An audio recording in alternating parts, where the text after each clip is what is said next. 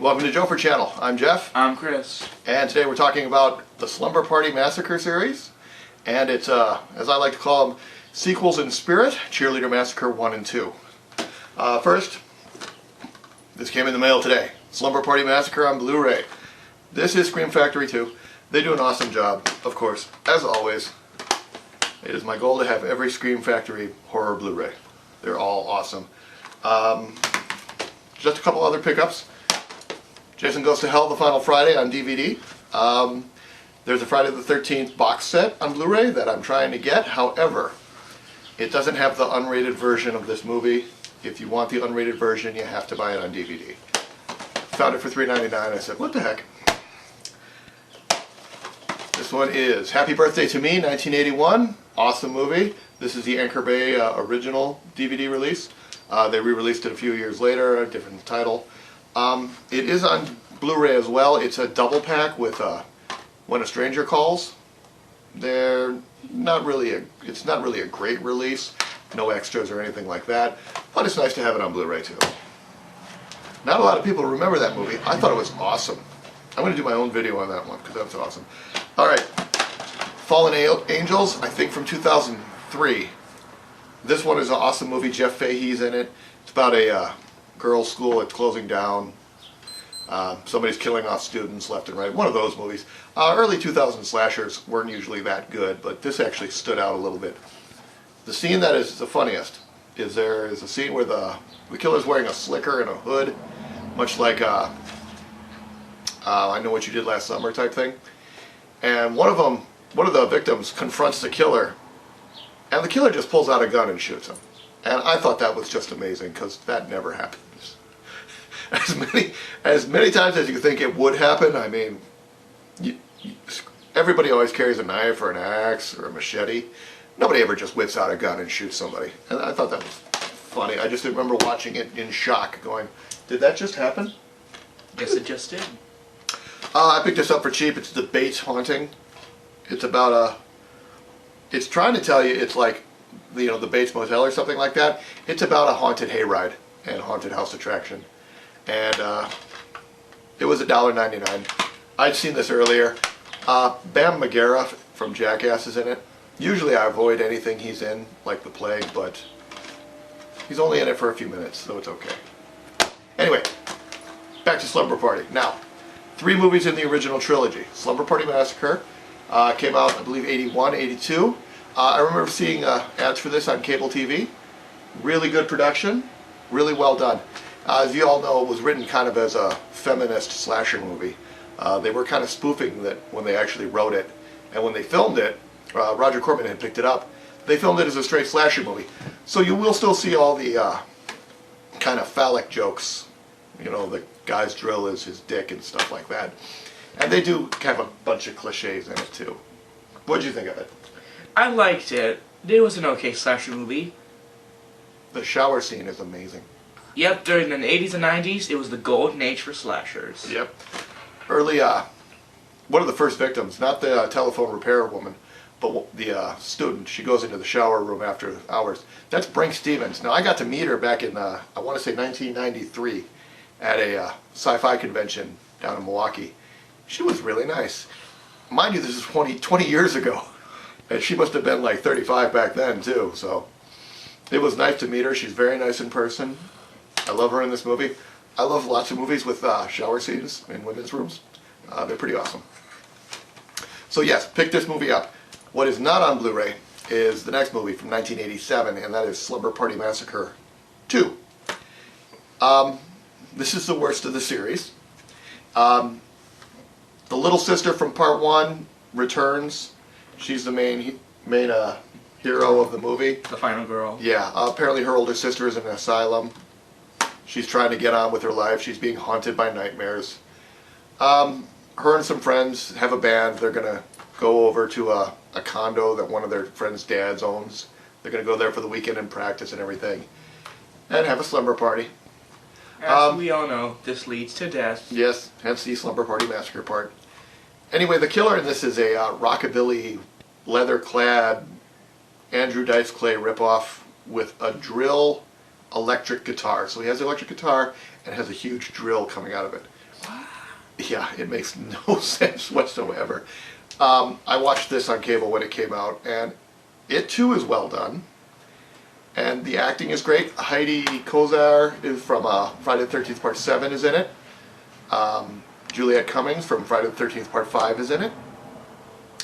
Crystal Bernard from Wings is in it. And so, well, I say that because the acting is fine. The effects are great. It's just confusing as hell of what's going on. You know it's a dream, and I'm not ruining it. It's a dream, and you know it's a dream, because the guy's running around with an electric guitar with a drill and no power source whatsoever. He shows up in like multiple spots, so storyline's confusing. It never tells you what's exactly going on. It's just kind of a shocker, and the ending won't make any sense either. As great as Part 1 is, Part 2 is just crap. Now we'll talk about Part 3. A lot of people don't even know Part 3 exists. Have you seen Part 3? Nope, I haven't even seen Part 2. He doesn't count. Part 3, there's really nothing wrong with it. It's a bunch of kids. They go to the beach. They're having a slumber party. Death ensues. Death ensues, of course. Hence the massacre part again. This one had a little bit of a mystery about it. They 1 and 2, you know who the killer is right away. 3 takes its time a little bit and reveals somebody as the killer. There's nothing terrible about it. There's nothing really great about it. It's just kind of bland. And even the DVD artwork was bland. The trailer was bland. Special effects were bland. It's just a whole lot of, you'll forget it. It should be called Slumber Party Massacre 3, The Blandness. Nobody remembers it. And I don't blame them. Maria Ford is in it. She was in a lot of early 90s martial arts movies. She was in Ring of Fire 1 and 2. She does a lot of adult stuff now, which is awesome. And who else is in it? Hope Marie Carlton. She was in Nightmare on Elm Street Part 4. She's also in a whole bunch of Andy Sidaris movies, like Hard Ticket to Hawaii. I think she was in Picasso Trigger. Yeah, she was in Picasso Trigger. She's awesome. She doesn't get naked in the movie, which is really weird because she's a Playboy playmate. And if you can't talk them into getting naked for a movie, I don't know what's wrong with you.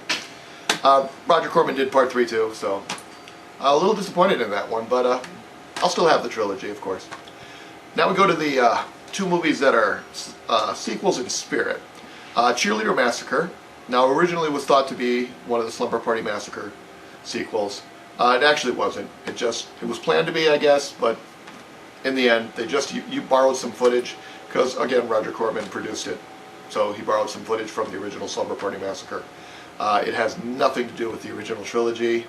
It's basically a busload of cheerleaders. Their bus breaks down. They stumble into a house. So they start killing them. Really easy to figure out who the killer is. Just look at the scenes and figure out who's missing. And you'll figure out who the killer is. And lo and behold, I was right. Hey, such and such wasn't in that scene. Oh, she's the killer. And yeah, it's a she.